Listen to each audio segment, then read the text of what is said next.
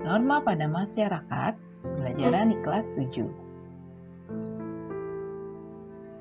Tujuan pembelajaran adalah mengidentifikasi norma-norma yang ada di dalam masyarakat.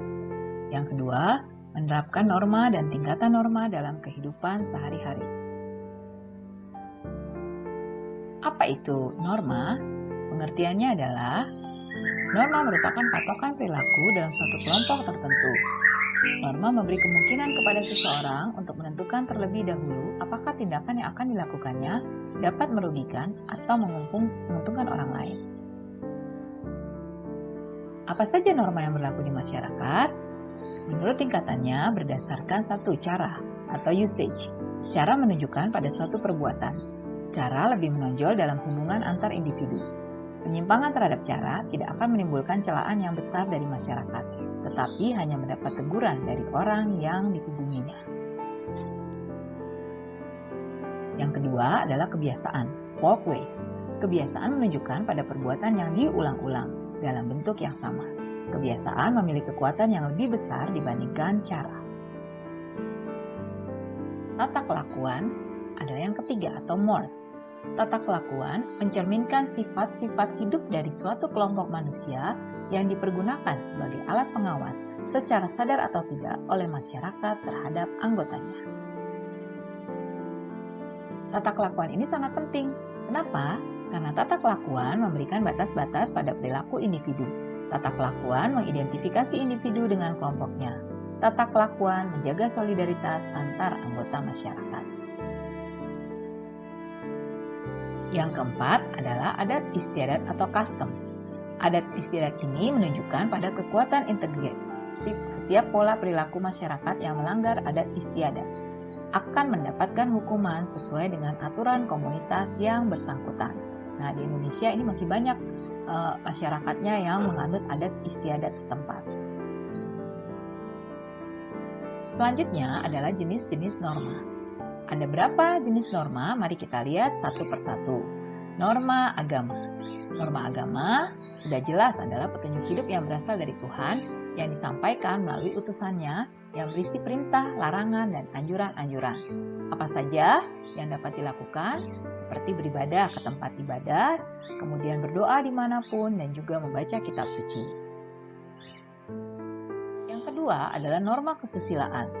Norma kesusilaan merupakan petunjuk hidup yang berasal dari akhlak atau dari hati nurani sendiri mengenai cara hal yang baik dan yang buruk. Misalnya, pada saat ujian tetap harus melaksanakan dengan jujur, sekalipun dilihat ataupun tidak oleh pengawas.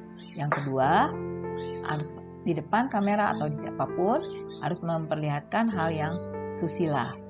Jangan sampai tanpa sengaja melihatkan hal-hal yang tidak sepatutnya. Yang ketiga, norma kesopanan adalah aturan yang mengatur semua tata cara hidup sesuai dengan adat atau cara yang berlaku di masyarakat. Contohnya nih, jika berjalan di hadapan orang lain, mengucapkanlah permisi. Kemudian tidak meludah di sembarang tempat dan menghormati orang yang lebih tua. Gambar yang memperlihatkan contoh-contoh dari norma kesopanan. Yang keempat adalah norma kebiasaan. Norma kebiasaan adalah bentuk norma yang telah dilakukan berulang-ulang di dalam masyarakat sehingga menjadi aturan yang diberlaku secara umum. Contoh di sini ada gambar saling menghormati, saling memberi salam ketika bertemu. Ini ada seperti di Jepang, di Indonesia dengan memberikan salam, itu bisa contohnya.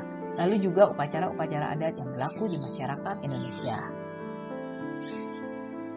Yang kelima adalah norma hukum. Dari semua bentuk norma hukum yang paling keras sifat hukumannya. Karena sudah ditentukan oleh pemerintah dengan menciptakan berbagai peraturan yang berfungsi sebagai landasan dan sifatnya memaksa. Apa saja contohnya untuk kita patuhi, yaitu mematuhi peraturan lalu lintas. Kita dapat membayar pajak sesuai waktunya, kemudian juga kita dapat berkendara dengan baik karena semua itu sudah ada aturannya, dan kalau tidak kita mematuhi akan dikenakan sanksi. Nah, Demikianlah pembahasan pembelajaran kali ini. Ingat, belajar itu asik. Sekian dan terima kasih.